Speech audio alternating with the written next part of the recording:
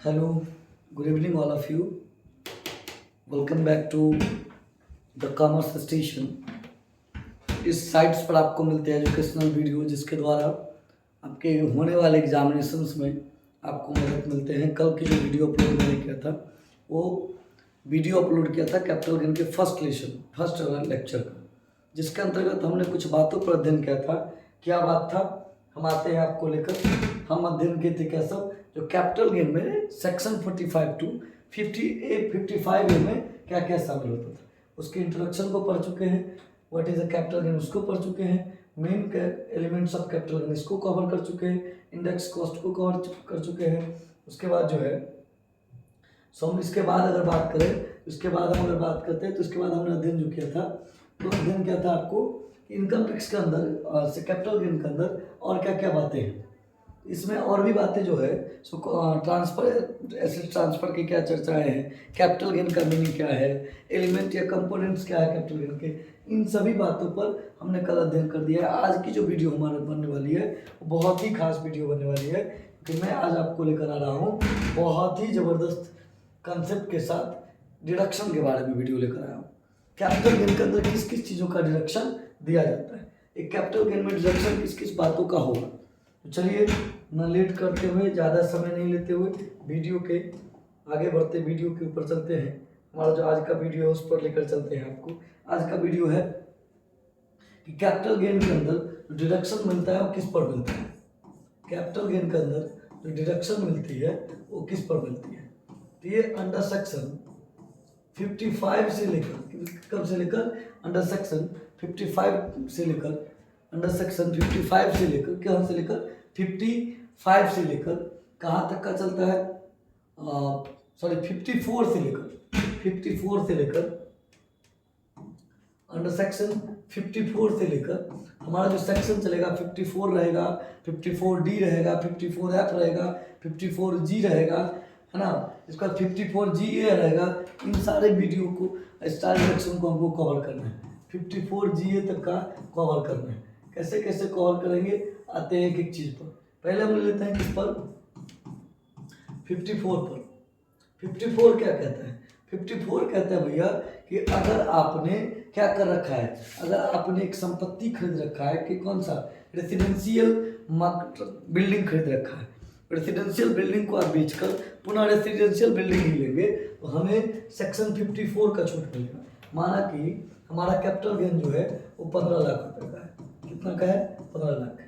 और मैंने इसी ईयर में 20 लाख का न्यू रेसिडेंशियल बिल्डिंग ले लिया। क्या ले लिया? इसी ईयर न्यू रेसिडेंशियल बिल्डिंग ले लिया। इसका मतलब मुझे धारा 54G के तहत ये जो 5 लाख है तो कैपिटल लॉस ही हो गया मेरे। इसका मतलब हमें कोई भी टैक्स नहीं देना है, हमको बिल्कुल छूट मिल जाएगा। धारा 54 क्या कहता है? धारा 54 कहता है कि रेसिडेंशियल मकान के संबंधित, किसके संबंधित? रेसिडेंशियल मकान के संबंधित, किसके संबंधित? रेसिडेंशियल मकान के संबंधित आवासीय मकान को बेचकर, अगर हमने आवासीय मकान में ही इन्वेस्टमेंट कर दिया, हमने आवासीय मकान को ही खरीद लिया, हमको सेक्शन 54 के तहत छूट मिली। सेकंड पे आते हैं। सेकंड है हमारा 54B। अगर मैंने कृषि भूमि को ट्रांसफर करके, एग्रीकल्चर लैंड को ट्रांसफर करके, किसको? एग्रीकल्चर लैंड को ट्रांसफर करके हमने पुनः एग्रीकल्चर लैंड खरीद लिया है तो हमको सेक्शन 54B का छूट मिलेगा। किसका छूट मिलेगा? सेक्शन 54B का छूट मिलेगा। हम क्या करेंगे, अगर आपने एग्रीकल्चर लैंड लिया और एग्रीकल्चर लैंड को खरीदकर पुनः एग्रीकल्चर लैंड को क्या किया, बेचकर एग्रीकल्चर लैंड ही खरीद लिया तो हमको 54B का छूट मिलेगा। 54D पर आते हैं। अब अगला है मेरा 54D, इसको याद कर लीजिएगा, बता देते हैं आपको। 54 वाला एक एक करके कहते हैं बात। 54 किसके बारे में है? 54 कहता है कि अगर आपने क्या किया, रिहायशी मकान को, इसको रिहायशी मतलब रेसिडेंशियल मकान के हस्तांतरण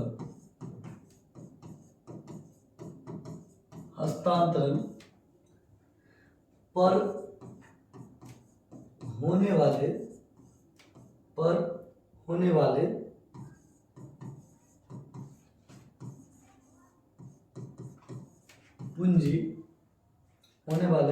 पूंजी लाभ में से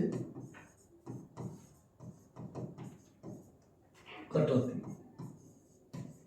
ये बात करता है रेसिडेंशियल मकान का। अगर रेसिडेंशियल मकान को बेचकर आपने अगर आपने पुनः रेसिडेंशियल मकान खरीद लिया तो आपको धारा 54 का छूट मिलेगा। 54 भी किसके बारे में बात कर रहा है? ये बात कर रहा है एग्रीकल्चर लैंड के बारे में। इसके बारे में एग्रीकल्चर लैंड के बारे में। अगर आपने एग्रीकल्चर लैंड को ट्रांसफर करके आपने पुनः क्या किया, एग्रीकल्चर लैंड ही ले लिया, तो आपको 54B के तहत छूट मिलेगा। आपको किससे छूट मिलेगा? 54B के तहत छूट मिलेगा। अब आ जाए थर्ड पॉइंट पर। 54D क्या कहता है? 54D इंडस्ट्री के बारे में बात करता है। किसके बारे में बात करता है? इंडस्ट्री के बारे में बात करता है। अगर इंडस्ट्रियल किसी चीजों को आपने बेचा, इंडस्ट्रियल बिल्डिंग को बेच दिया, इंडस्ट्रियल आपने लैंड बेच दिया, इंडस्ट्रियल आपने इंटरप्राइज को बेचा, उसको बेचकर पुनः अगर मैंने इंडस्ट्रियल में ही लगा दिया तो 54D के तहत हमको क्या मिलेगा? हमको डिडक्शन मिलेगा।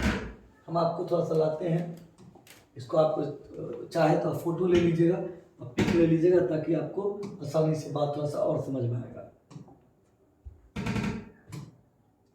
आइए देखिए, छूट के संबंध में धारा 54 के बारे में बात कर रहे हैं। छूट के संबंध किसके बारे में कहते हैं? धारा 54 है। धारा 54B कृषि का है, हम लोग 54D पे थे। औद्योगिक उपकरण के बारे में बात करें कि औद्योगिक उपकरण के हस्तांतरण पर प्राप्त लाभ में से कटौती।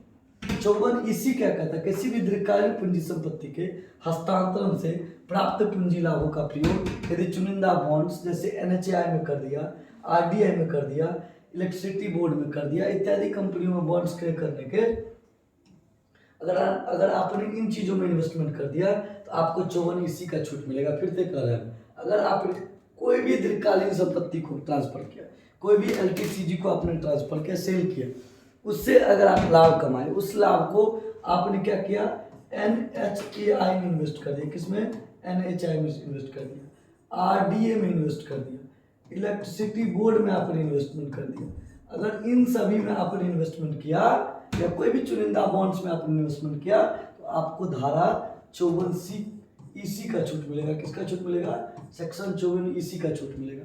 धारा 54F किसके बारे में बात करता है? कहता है किसी भी दीर्घकालीन पूंजी संपत्ति से प्राप्त पूंजी लाभ का प्रयोग रिहायशी मकान में करने पर। आपने कोई भी संपत्ति को बेचा भाई साहब, कोई भी इंडस्ट्रियल सब प्रोडक्ट है या फिर रेसिडेंशियल था या एग्रीकल्चरल था या फिर आपने किसी भी चीज़ को लॉन्ग टर्म एसेट्स को बेचा है और उससे आपने प्रॉफिट कमाकर आपने क्या किया? अपने रहने के लिए रेसिडेंशियल मकान खरीदा तो आपको 54F का छूट मिलेगा।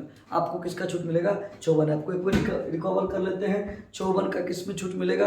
रेसिडेंशियल मकान को ट्रांसफर करने से रेसिडेंशियल मकान अगर खरीदते हैं तो 54 का छूट मिलेगा। 54B किसके बारे में बात कर रहा है? 54B कहता है कि अगर आप एग्रीकल्चर लैंड बेच रहे हो, किसको बेच रहे हो? फटाफट बोलो, एग्रीकल्चर लैंड को बेच रहे हो और एग्रीकल्चर लैंड में इन्वेस्ट कर रहे हो तो 54B। 54D क्या कहता है? अगर आपने इंडस्ट्रियल किसी भी लैंड को, बिल्डिंग को, इंटरप्राइज को सोल्ड आउट किया और पुनः इंडस्ट्री में इन्वेस्टमेंट कर दिया, दैट इज 54D।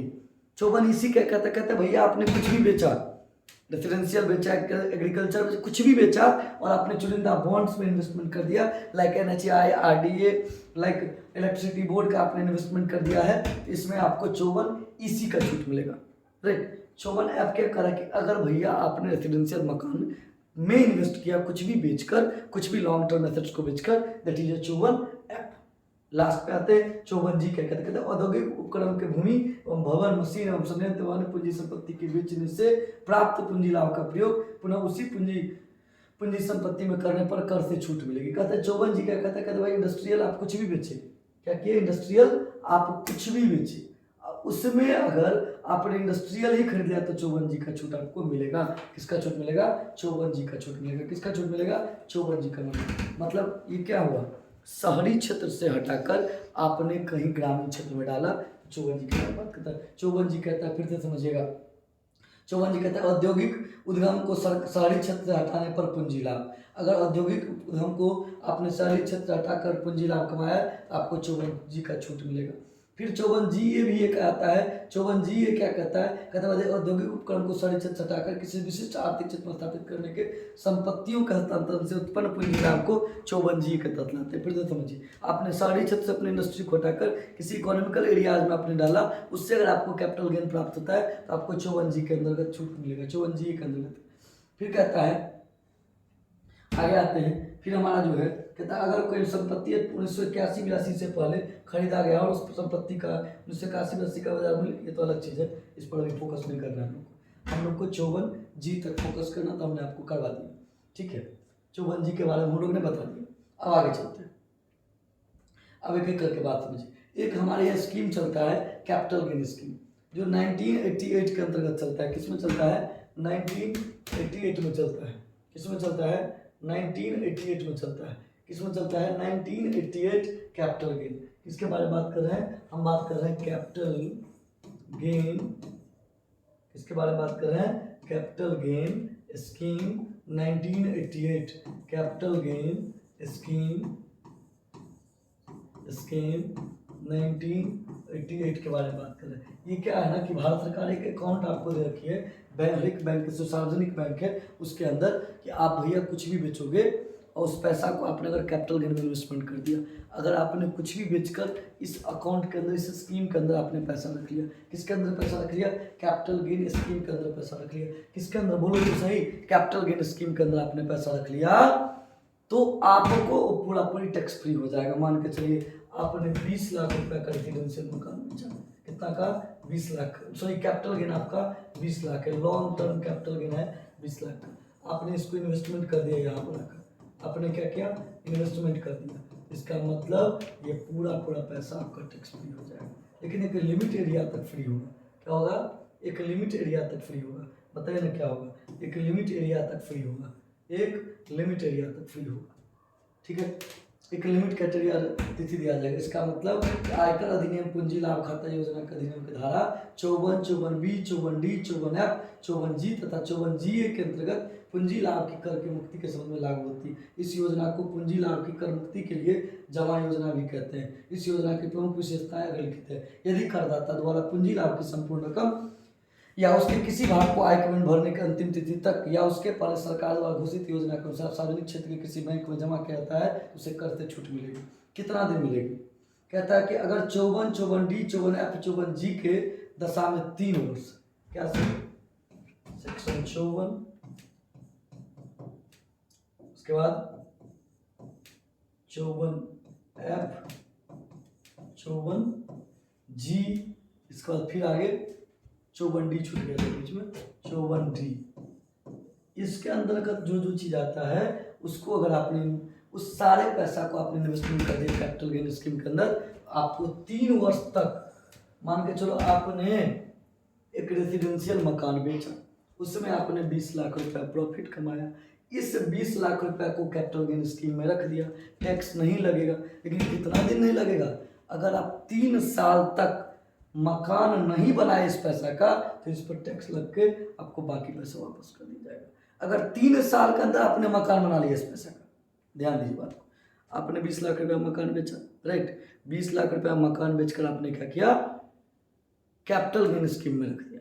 आप तुरंत मकान नहीं बनाना चाहते, अगर आप 3 साल के अंदर आप मकान बनाते हैं तो 3 साल के अंदर आपको 1 रुपये टैक्स नहीं देना है, टैक्स फ्री हो जाएगा। लेकिन 3 साल अगर बीत गया तो फिर आपको टोटल पैसा का टैक्स काट के पुनः आपकी जो पैसा रहेगी उसकी वापस कर दिया जाएगा। खाली 54B के दशा में 2 वर्ष होगा। अगर 54B का दशा होगा, क्या होगा, 54B का दशा, तो कैपिटल गेन स्कीम में सिर्फ आपको 2 वर्ष रखने के लिए पैसा मिलेगा, सिर्फ 2 वर्ष, उससे ज़्यादा आपको नहीं मिलेगा। ये पूरा कैपिटल गेन स्कीम का कहानी है, पूरा कैपिटल गेन का इसमें कहानी है। हमको उम्मीद है कि आप मेरे बातों से संतुष्ट होंगे, कैपिटल गेन के कंसेप्ट को समझ में आया होगा। एक चीज़ और है, कभी कभी अनुपातिक वाला भी कहानी आ जाता है कि सर कभी कभी कोई चीज़ में जैसे हम जमा करते हैं उसमें छूट किया, जैसे कि रिहायशी मकान के अतिरिक्त अन्य दीर्घकालीन संपत्तियों का हस्तांतरण पर पूंजी लाभ यदि प्राप्त प्रतिफल को नया आवासीय मकान में निर्मित कर दिया जाए तो 54F का छूट मिलेगा। उसके लिए रेसिप्रोकल है, उसको अगर आप फॉर्मूला पे देखना चाहते हो तो लॉन्ग टर्म LTCG मल्टीपल, इसका है LTCG मल्टीपल कितना रुपया आपने इन्वेस्टमेंट किया है, जो capital investment amount invested in new house, multiple amount invested in new house, multiple amount invested in new house, multiple amount invested in new house बट्टा net sales consideration. क्या rule है थोड़ा सा बताते हैं, फॉर्मूला क्यों लिखे आपको हम बताते हैं, रूल को समझिएगा। रूल कहता है मेरे बुक में कि अगर मान के चलिए रिहायशी मकान के अतिरिक्त अन्य दीर्घकालीन संपत्तियों का हस्तांतरण पूंजी लाभ यदि प्राप्त प्रतिफल को नए आवासीय मकान में, कहता है कि अगर आपने रेसिडेंशियल मकान को नहीं बेचकर बाकी चीज़ों को बेचकर आप आवासीय मकान में इन्वेस्टमेंट करेंगे तो आपको कैसे छूट मिले। कहता है इस धारा के अंतर्गत 54 ऐप के बारे में बात कर रहे हैं। किसके बारे में बात कर रहे हैं? 54 ऐप। जब आप कोई भी सामान को बेचकर नए मकान रहने के लिए खरीद लेते हैं, कोई भी संपत्ति को बेचकर नए मकान खरीदते हैं, रूल क्या कहता है? कहता है संपत्ति का हस्तांतरण एक व्यक्ति अथवा हिंदू द्वारा जाना चाहिए, ये तो आपको पता है। करदाता द्वारा संपत्ति बेचने से पूर्व 1 वर्ष में या बेचने के पश्चात 2 वर्ष में एक नया आवासीय मकान खरीद लेना चाहिए या 3 वर्ष के अंदर एक नए मकान का निर्माण कराना चाहिए। यदि करदाता क्रय का निर्माण किए गए मकान से शुद्ध विक्रय मूल्य की संपूर्ण रकम को लगा देता है तो संपूर्ण पूंजी लाभ की रकम कर मुक्त होती है। कहता है कि अगर आपने जितना कैपिटल गेन किया था LTCG वो टोटल का टोटल अगर नया इन्वेस्ट कर दिए तो उसकी वैल्यू 0 हो जाएगी, टैक्स फ्री हो जाएगी। यदि वह शुद्ध विक्रय राशि का कोई अंश उपयुक्त नए मकान में लगाता है तो कर से छूट भी अनुपात मिलेगी। कहता है इसमें से अगर आप कुछ ही पैसा लगा रहे हैं नए मकान में, क्या कहता है, यदि वह शुद्ध विक्रय राशि का कोई अंश उपयुक्त नए मकान में लगाता है, मतलब उतना ही लगा रहे हैं, कुछ ही रुपया आपने, मतलब मान के चलो आपने इंडस्ट्रियल कुछ बेचा, ठीक है, या एग्रीकल्चरल बिल्डिंग लैंड बेचा, इसमें से कुछ पैसा आपने इन्वेस्टमेंट कर दिया न्यू हाउस के लिए, तब ये फॉर्मूला लगाएगा। जितना ही पैसा इन्वेस्टमेंट करेंगे उतना आपको टैक्स फ्री मिलेगा, बाकी आपका टैक्सेबल हो जाएगा। कैपिटल गेन का मैक्सिमम यही कंसेप्ट है। कल से लेकर आज तक में आपको मैंने सारा कुछ निकाल के बताया है। आप उम्मीद रखिए इस वीडियो को ढंग से देखे होंगे, इस वीडियो को ढंग से समझे होंगे। आपको टोटल का टोटल 20 नंबर आएगा। एक बार शांति मन से बैठ के वीडियो को देखिएगा। कल हम सिर्फ डिडक्शन छोड़, डिडक्शन कितना था, 54 से लेकर 54G तक था, हमने आपको बता दिया है। हम उम्मीद करते हैं कि आप मेरी बातों को समझ रहे होंगे, बातों को समझ कर आप पढ़ रहे होंगे। अगर नहीं करें तो प्लीज़ तैयारी बेजोड़ करिए। कारण क्या है कि हम जिस यूनिवर्सिटी में पढ़ रहे हैं उसका मार्किंग प्रॉब्लम भी है, मार्किंग भी ठीक से नहीं चल रहा है, लेकिन कोई बात नहीं, हम लोग अपना मेहनत नहीं छोड़ेंगे क्योंकि बीकॉम है, बीकॉम में नंबर भी लाना है और आगे एग्जामिनेशंस के भी जनरल कंपटीशन करें तो उसका भी प्रिपेयरिंग करना है। अगर अकाउंटेंट की दुनिया में जाना चाहते हैं तो अकाउंटेंट में आपका सारा काम आएगा। इनकम टैक्स पढ़ेंगे तो काम आएगा, कॉस्ट का काम आना है, FM का काम आना है, ऑडिटिंग का काम आना है, और जिसके जैसे आपका कंपटीशन में काम आना है, एवरीथिंग आपको काम आएगा। हाँ, अपने लाइफ में कॉमर्स ही एक ऐसा बाबूरे फैकल्टी है जिसका सारा पढ़ाई काम आता है। हमने बचपन में A+B का होल स्क्वायर पढ़ा, कहीं काम नहीं आया। हमने एथेन मिथेन हमको काम ही नहीं आया। हम अगर अपनी कॉमर्स को पढ़ रहे हैं, अपने कॉमर्स को ढंग से कल जाके बिजनेस डालेंगे तो काम आ जाएगा। करते हैं तो लाइफ के मैनेजमेंट पे काम आएगा। इंटरप्रेन्योरशिप पढ़ते हैं तो रिस्क झेलने की क्षमता आ जाती है। इकोनॉमिक्स पढ़ते हैं तो अपनी इकोनॉमी को कैसे संभाल कर रखना है इसके बारे में जानकारी मिल जाती है। कॉस्ट मैनेजमेंट पढ़ते हैं तो कॉस्ट को कैसे कंट्रोल करना है, कॉस्ट को कैसे प्रिस्क्राइब करना है, कॉस्ट को कैसे प्री डिटर्मिनेशन करना है, कैसे आफ्टर डिटर्मिनेशन करना है, इस बातों की जानकारी हो जाती है। टैक्स के दुनिया में क्या क्या रूल आए हैं, क्या अमेंडमेंट आई है, टैक्स क्या भारत सरकार की चल रही है पॉलिसीज, इसके बारे में हमको जानकारी मिल जाती है। मतलब कॉमर्स में सारा कुछ है। ढंग से पढ़ने बैठोगे तब तक के लिए good night all of you. Thank you for joining.